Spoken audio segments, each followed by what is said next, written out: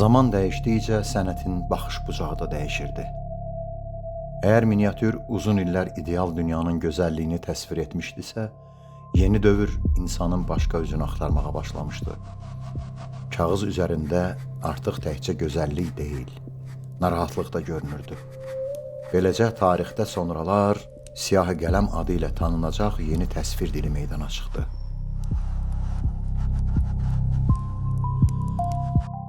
Müstəqil işlərdir bunlar, böyük portretlər halında hazırlanmış əsərlərdir. Bunun ilk nümayəndələrindən biri çox qəribədir. Cəlairli dövlətində hökmdarı olan Sultan Şeyx Üveysdir. Özü eyni zamanda bir rəssamdır və eyni zamanda şairdir, şeir yazması da var. Və maraqlı tərəf ondan əvvəl ki, bunun bir şeyxliyi də var. Həm şeyxliyi var, həm müsəlman anlayışı var və bu artıq Elxanlar dövründə formalaşmış o miniatür anlayışının içində yer ala bilməz. Buna görə də o anlayışda ənənəvi hökmdar tiplərini tənqid etmək üçün artıq siyah qələm anlayışı ortaya çıxdı. Siyah qələm əsərlərinin ən maraqlı tərəfi ondan ibarətdir ki, bol miqdarda cin təsvir edilməsidir. Yəni o cinləri siz nəzərə alın ki, bir Monqol tipini təsvir edir. İnsan oğurlayır cinlər və ya da cinlərin şənliyi və ya da cinlər heyvan oğurlayır, cinlərin arasında güləşlər. Bütün oradakı cin anlayışları, göstərilən cin tiplərinin tamamını özlərindən əvvəlki hakimiyyəti tənqid obrazı olaraq ortaya qoyurlar. Miniatür o dövrdə artıq necə deyərlər, bir ideologiya növüdür. Və burada da nə edirlər? Daxildə də öz əsərlərində miniatür içərisindəki klassik Monqol tiplərini yavaş-yavaş təmizləməyə başlayırlar. Artıq daha İslami bir formaya salmağa başlayırlar. Cənnət tiplərinin daha da bol miqdarda göstərilməyə başlayır. Və çox böyük monumental əsərlər, deyəlim ki, Elxanlar dövründə bunun başladılmışdır. Sultan Olcaytu dövründən etibarən ki, əsərin də yazılması o dövrdür.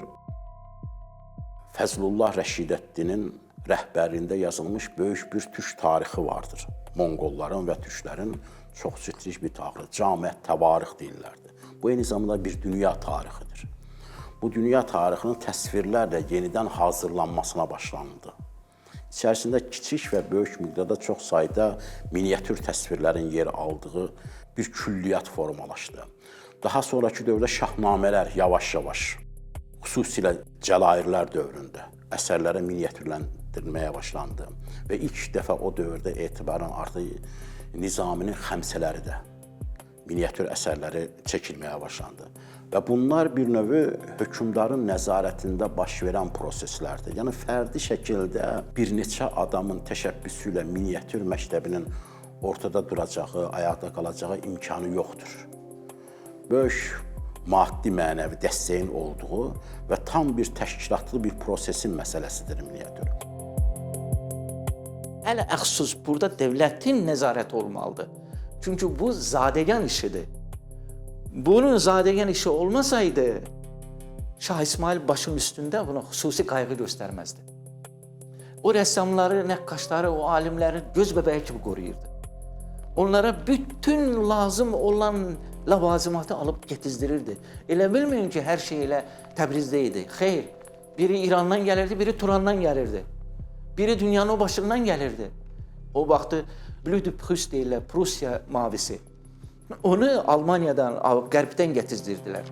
Görün, nə qədər yolları gəldi, nə qədər nəyin bahasına olur. Dünya qədər pulu verib onu alırdılar.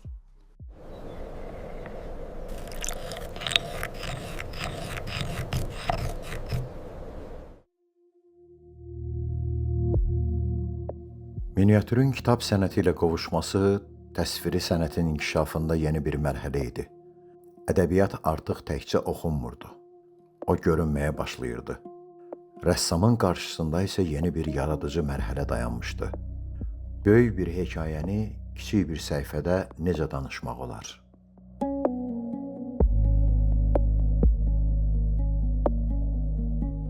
Çox vaxtı hazır miniatürə baxanda elə bilirlər ki, bu çox asanlıqla belə təsvir edib çəkib, amma elə deyil.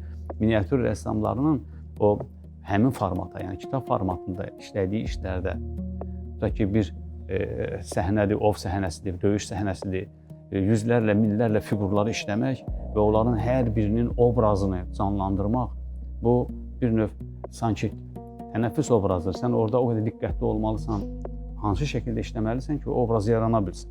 Miniatürün işləyən sənətkarlar, əsasən də 15-16-cı əsr rəssamları bu üslubda çoxlu kanonlar qoydular. Bu kanonların əsasında dayanır format, verilən ölçü. İkinci, mövzu. Üçüncü, bu mövzunun həmin formata necə yığmaq, necə onu qurmaq və qurma prinsipləri, yəni kompozisiyanın qurulması prinsipləri. Fiqurların yerləşməsi xalça sənətində də var, miniatür sənətində də var. Xüsusi tarazlıq forması var. O tarazlıq forması professional məktəbdən keçən o hissiyyatla yox, artıq ora istedada həm də elm qatılır. Həm də həndəsi quruluşları var onların, fiqurların yerləşməsi, ağırlığı, çəkisi, boşluqları nə ilə tamamlamaq. Bir yerdə boşluqdur, o boşluğu rənglə, rəngin aktivliyi ilə sol tərəfdən tarazlayır. Bu texniki cəhətidir onun, amma çox mükəmməl düşünülmüş, tapılmış formasıdır. Əlbəttə ki, mövzu hamıya tanışdır. Mövzular belədir ki, ədəbi janrlara aid olan mövzularda, tutaq ki, Leyli Məcnun mövzusudur və yaxud da Şahnamənin hansısa epizodlarının təsviridir. Bunlar əlbəttə ki, kitablara təsvir olunurdu. Amma rəssamlar burada təkcə mövzu və ədəbi janrdan gələn fikirləri əks etdirmək yox, miniatürün özünün, yəni bu üslubun özünün işlənmə prinsiplərini də ortaya qoya bilmişdilər. Bu həmin o işlənmə prinsipləri hər zaman rəssamları düşündürür. Təkcə şərq rəssamlarını yox, Avropa rəssamlarını da hər zaman düşündürür ki, bunlarda yanaşma necə olub? Bunlar formata, ölçüyə hansı şəkildə yanaşıblar? Təbii ki, kitablar çox nəhəng ölçüdə olmurdu. Kitabların öz ölçüsü var idi, öz formatı var idi. Deməli, rəssam bütün niyyətini, obrazları, ümumiyyətlə kompozisiyanı yaratmağı həmin formata uyğun etməli idi. Kitab sənətinin inkişafı miniatür qarşısında yeni yaradıcı imkanlar açdı. Kitab yalnız bilik mənbəyi deyildi. O dövrün mədəniyyətini, zövqünü və dünya görüşünü özündə yaşadan qiymətli bir xəzinəyə çevrilmişdi. Böyük şairlərin yaratdığı obrazlar oxucunun xəyalında yaşayırdı. Rəssam isə həmin xəyalı görünən etmək istəyirdi. Yəni bütün insanların təxəyyülü, düşüncə tərzi, fantaziya eyni səviyyədə deyil. Adam var ki, ona illüstrasiya ehtiyacı yoxdur, oxuyur, öz təxəyyülündə o səhnəni yaradır. Adam var ki, o təxəyyül ona çatmır yaratmağa. Yaddaşında qalmaq üçün ona təsir vasitəsi qüvvətli olsun üçün illüstrasiyalar meydana gəldi. Uşaqlar da əvvəlki yeni başlayırdı ya, tez qavrasınlar deyə o hadisənin yadlarında qalsın deyə həm əqli, həm də vizual instrumentdən, alətdən istifadə olunurdu. Nizaminin əsərlərində oxuduqca həmən təsvirləri insan rəssam kimi danışır da onu. Ona bir rəssam lazım ki, artıq qələmi alsın, rəngləri alsın, köçürsün o kağıza. Yəni, Dahi Nizaminin böyüklüyü odur. Məsələn, onun əsərlərini niyə dönə-dönə dəfələrcə kitabların, onun əsərlərinə illüstrasiyalar etmişlər. Özdə baxın, bizim illüstrasiyalarımız qərb illüstrasiyalarına çox fərqlənir. Bizim illüstrasiyalar individualdir. Ayrıca baxılır. Amma onların o hekayənin içində baxırsan, onun kənarına çıxa bilmirsən. Bizimkilər isə onun kənarına çıxır. Ona görə bizim sənətimiz ölçüb biçilməyəcək yüksək dərəcədə, yüksək səviyyədədir. Kitabda sən uzaqdan baxa bilmirsən. İstər-istəməz o əks perspektivi gətirib çatdıranda yaxından baxdığına görə o elə bilin ki, o səhnəni qaldırır sənin üçün. O bir var ki, teatrlarda, müasir teatrlarda idi, görmüsünüz. Səhnəni belə qaldırırlar, üfüq eləyirlər ki, arxa plandakı da görsənsin. Onlar hardasa o səhnəni qaldırıb, yaxın məsafədən oxunduğu üçün oxuduqları qəhrəmanların həyatını, hadisələri tam görmək üçün. O da bir səbəblərdən biridir, o əks perspektivin. Baxın, illüstrasiyanın özü bir hekayənin adıdır, Leyli Məcnun. Ola demək ki, bunu bir qərb rəssamı çəksəydi, o işıq kölgəsi ilə onu öldürəcəkdi və o hekayə orada da bitəcəkdi. Amma o bitmir, davam eləyir. Rəssam onu yaşayır. Ondan sonra onu oxuyan onu yaşayır. Görün nə qədər dərindir bu. Bunu heç bir qərb adamının dişinə batan bir şey deyil bu. Bu ancaq bunu ancaq şərqdə yaşamaq olar. O günəşlə, o işıqla, o hava ilə. Miniatürün o mövzusu baxımından ədəbi janrdan qaynaqlanması, mifologiyadan qaynaqlanması bu hər zaman bir dəyişməz bir xətt kimi öz yerində qalır. Amma rəssamlıq nöqteyi nəzərindən miniatürə yanaşmaq və onun rəssamlar hansı şəkildə işləyiblər, özlərini necə aparıblar, özlərini necə təkmilləşdiriblər.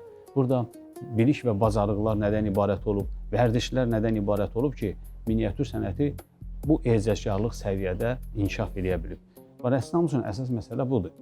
Sənətkar əgər milli ruhda yaşayırsa, böyüyübsə, tərbiyə alıbsa, oxuyubsa, o nə yaradırsa millidir. Artıq orada fitrətən gedir. Oxuyur və o hadisəni necə aparır fitrətən.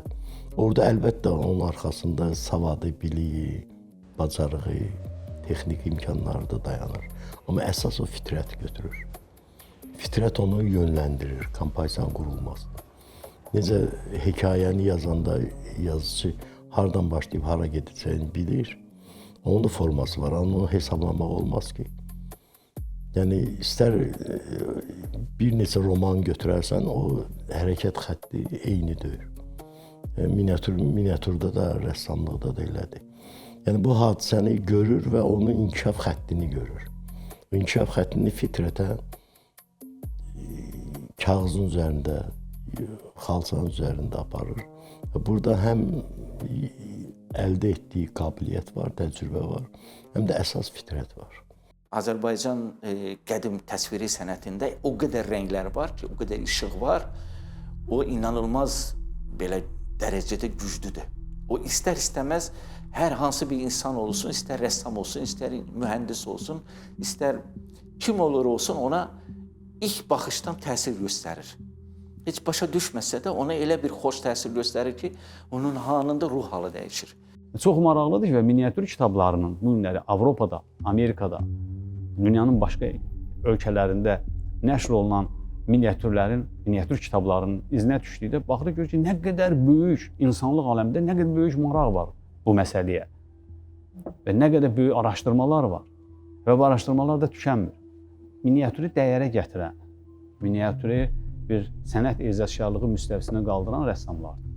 İlk etapda onlar belə, yəni bir fiqurlu, iki fiqurlu, biraz daha başqa andan baxanda sanki uşaq əsərləri kimi görünürlər onlar. Amma sonra inkişaf edib püxtələşməyə başlayır, rənglər tapılır.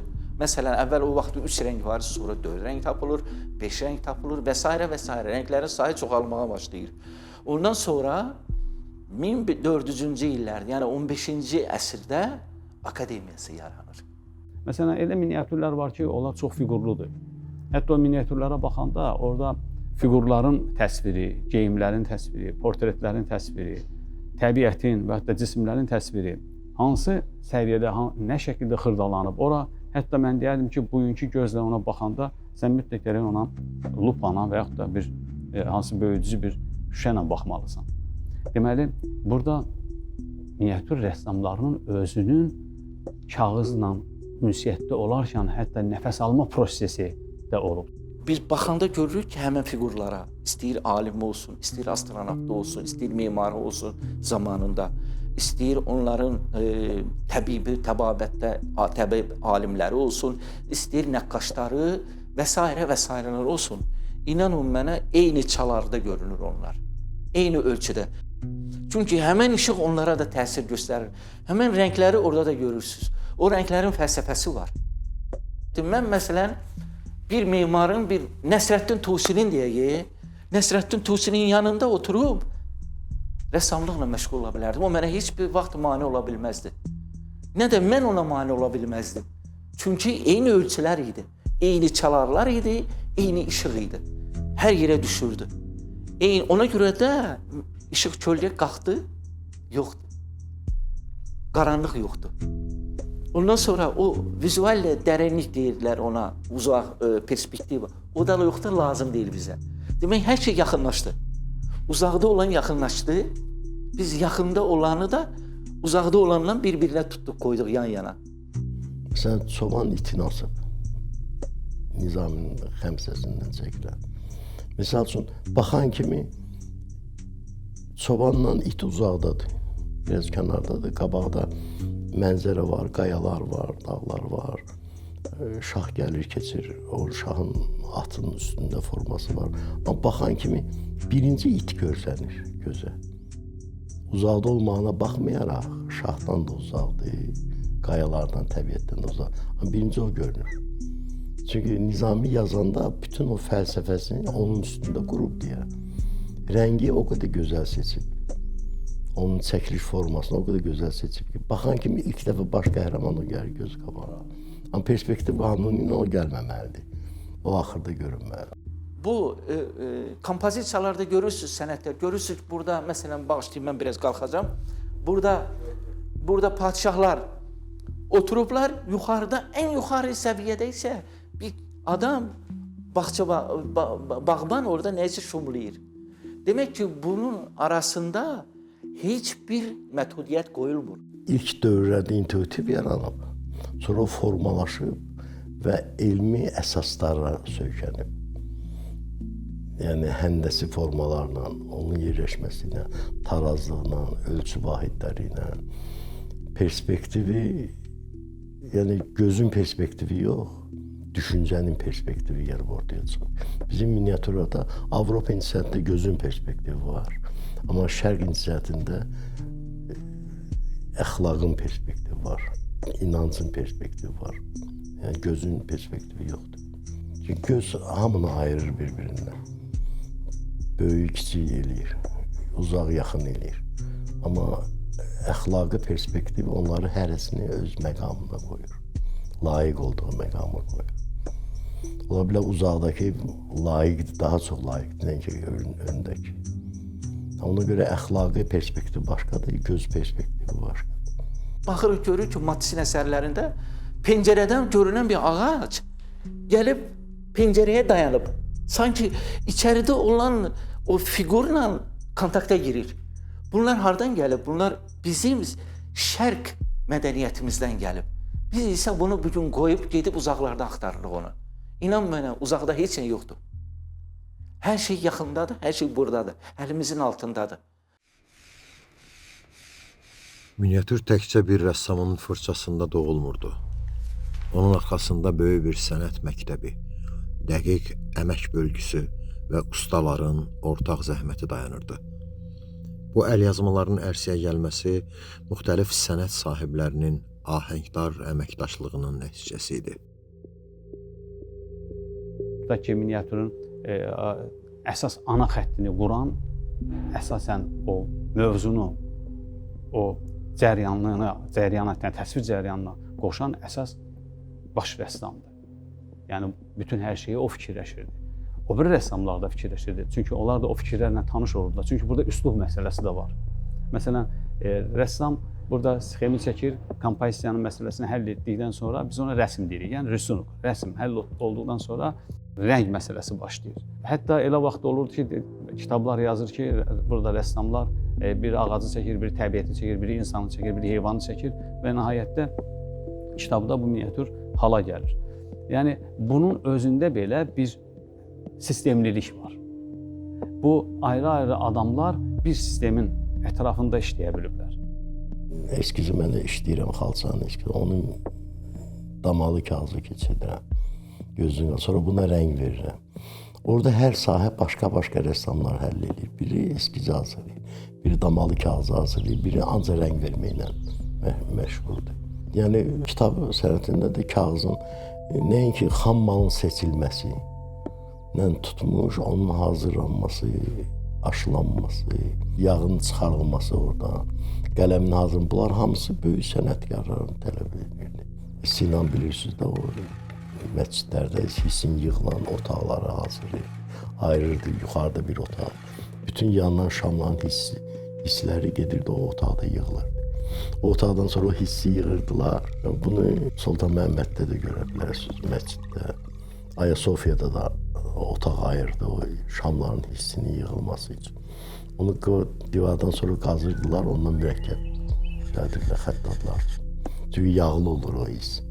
Onların deməli dəzgah arxasında, dəzgah hansı ki biz bu günləri malbert adlandırırıq, amma o zaman malbert olmayıb. Onların özünün bir bardaş qurub oturmaq və yaxud da hansısa bir rəhlə oxşayan bir taxtın üzərində işləmək və yaxud da sol əldə tutub sağ əllə işləmək müxtəlif işləmə qaydaları olur. Bu qaydaların özü bir növ bu üslubun özünün əxlaqını ortaya çıxarır. Miniatür yalnız ədəbi süjetləri təsvir etmirdi. O bütöv bir mədəniyyətin yaddaşını qoruyurdu. Miniatürdə təsvir olunan hər bir detal bir xalqın milli kimliyini yaşadan tarixi sənəd və qiymətli mədəni artefaktdır. Bu əsərlərdə yer alan geyimləri klassik mənada görə bilirsiniz insanların həyatında. O əsərlərdə yer alan silahların incəlikləri, simvolikasına qədər biz onu əlimizdə olan muzeydəki əşyalarda görə bilirik. Deyəlim, hökmdar qılıncları vardır. Qılıncların qəbzəsində əjdaha təsviri vardır. Bugün Topkapıda eyni qılıncları görə bilirsiniz, eyni dövrlərə aiddən. Daha sonra ən mühümü ədəbiyyatda. Çünki təsvir, ədəbiyyat bunlar yanaşı gedən əsərlər olmuşlardır. Xüsusilə də 14-cü əsrdən sonra təsvirlərin üzərində mütləq şəkildə bir və ya da birdən çox beytləri görə bilirsiniz. Yəni ədəbi zövqümüzü, təsvir zövqümüzü, ictimai zövqümüzü bütün parçaları miniatürdə görə bilirik. Bu əsərlərə baxanda görürük ki, burada söhbət, mövzu tamamilə türk dilli xalqların mənşəətindən, həyat tərzindən bəhs edir. İstəyir cihad vaxtı, müharibə vaxtı, istəyir saraylarda keçirilən məclislərdə olan hadisələrdə olsun. Deyək ki, şəhər səhnəsi var. Mir Seyid Əlinin bir şəhər səhnəsi. Orada evlərdə görür ki, şəhər səhnəsi çəkib. O cəmaət biri çörək satır, biri kartof, pomidor satır, biri nə bilim meyvə satır, biri qoyun otarır. Hərəsi bir işlə məşğuldur. Amma orada baxırıq, görür ki, bunlar bu həyatı yaşayan insanlar kimlər olublar? Türk dilli xalqlar olublar. Əslində miniatür adı çox bu günləri həddindən artıq geniş, əsasən də 20-ci əsrin 50-ci illərindən bəri miniatür sözü çox püxtələşib bütün dillərdə, kitablar nəşr olur, miniatür deyirlər. Amma bunun bir konkret adı olmalıdır. O adı da elə Türk İslam incəsənətinin təsviri sənət üslubu kimi də dəyərləndirsək daha düzgün olar.